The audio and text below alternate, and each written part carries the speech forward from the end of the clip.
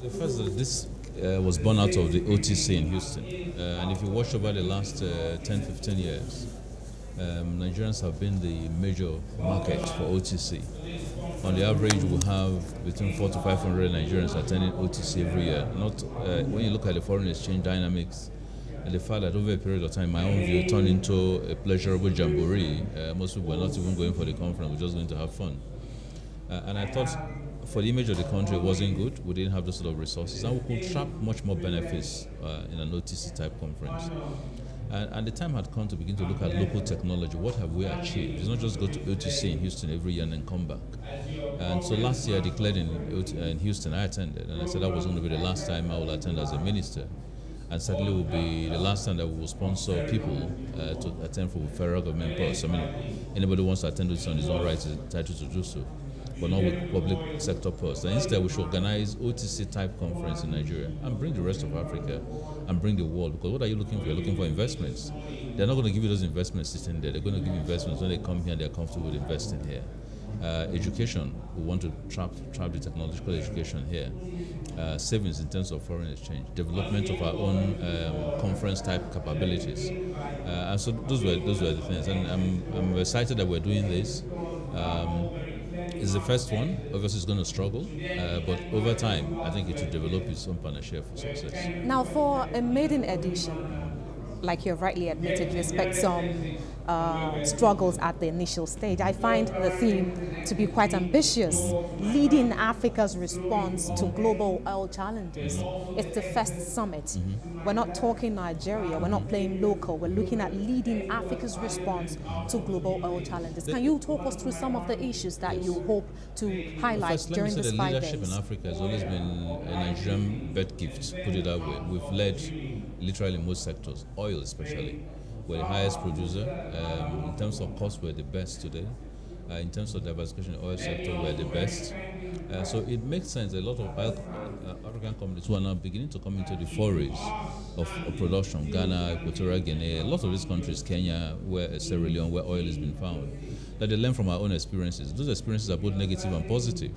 But if they can learn, if you can learn from state of the refineries, yes, if they can learn from some of those examples that we've had, whether negative or positive, it will help them in growth of their own policies. And again, intra-African collaboration. We look at the fuel crisis that we have today. Why are there no refineries all over Africa that can supply and cover the gaps? Why do we have to go to Spain, to Europe for most of these importations? So the time has come for Africa to begin to look at its own regional markets. This is what the Gulf has done successfully. All the Gulf countries bunch together, they invest together, and they build facilities together. They're able to meet their needs. The European countries are doing the same. The Americas are doing the same, whether it be North America or South America. Africa is one place where has so much economic disparity, and everybody's standing on their own and looking to their colonial masters on how to get things done. And I'm trying to change that in the oil sector. That's what we mean when we say we need to take leadership. A lot is being given to Nigeria and billions and billions out of the oil sector. We need to now begin to look internally on how to develop and diversify that. So this for you, Mr. Minister, is about taking leadership while still admitting the challenges that we have as a country. Absolutely. So you have been talking about your 7 big win strategies for pushing the oil sector forward. Can you talk us through where you are at now in terms of implementation or maybe results? Yes. First, one of the 7 big wins is basically the host community relationship and Niger Delta militancy. Over the last 2 years, we've been able to get a cap on that. It required a lot of work. Our production was down to as low as, at one point, as low as below 1 million barrels a day. Now we're back full in production. Militancy is certainly up, and the engagement is continuing. So in that area, we've done a lot, made a huge amount of success. The other is the business model itself. Funding for the oil sector has improved. We've created an alternative to joint venture cash call, and that is boosted investments in the sector. The third, of course, is attracting investment to the sector. Huge investments are coming in. Not only as a week ago I was in Lagos to commission the Ejina FPSO, that's a 15 billion project. Bonga is almost at FID, is a 10 billion project. Zaba is a 10 billion project, almost at FID. Investments we have from private sector for the first time into our refineries enable us to keep our refineries in excess of 3 billion. So in terms of investments over the last 2 years, it's quite frankly been unprecedented.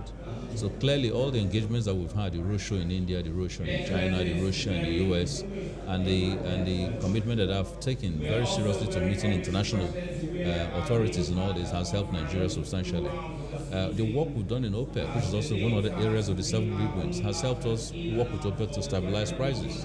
I started my position as president of OPEC and then handed over, but I've been a very integral part, Nigeria has been a very integral part of the developments in OPEC. We have an OPEC Secretary General who is Nigerian, so we work very collaboratively.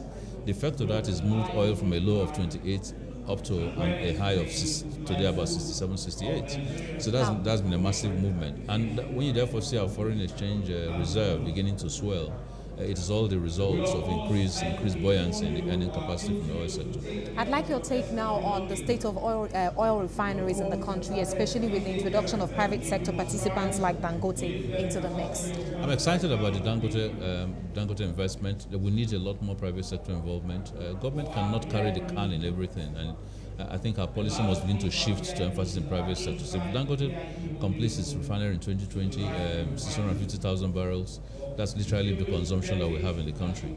But our own 3 refineries, the 2 in Port Harcourt, actually 4, 2 in Port Harcourt, 1 in Warri and 1 in Kaduna, have a combined capacity of 450,000 barrels. We're working on those. It may not seem apparent now because of some of the crises you have in the fuel scarcity environment, but rekitting refineries that have been moribund for years takes time.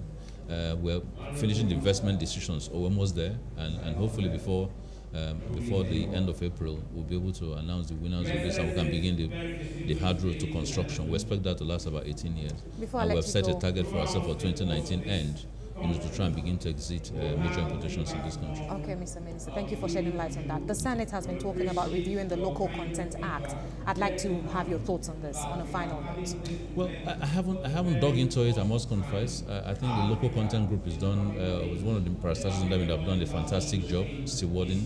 We moved from a 10% local content position today to about 40% local content. We'd like to see that up into the 70s over the next couple of years.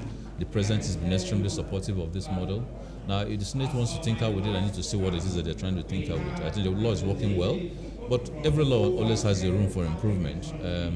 Certainly, in terms of the technological database capture, I'd like to see local content do a bit more. I'd like to see the local content group be the driving force for some of the key milestones that we're setting. For example, we're setting milestones of being able to build an integral full FPSO in this country over the next 10 years. We just succeeded in Zimbabwe, where about 30–40% of that were models that were quite frankly developed in this country. That's a big plus. We'd like to see that grow. We'd like to see local production grow from its meager less than 10% today to about 30–40%.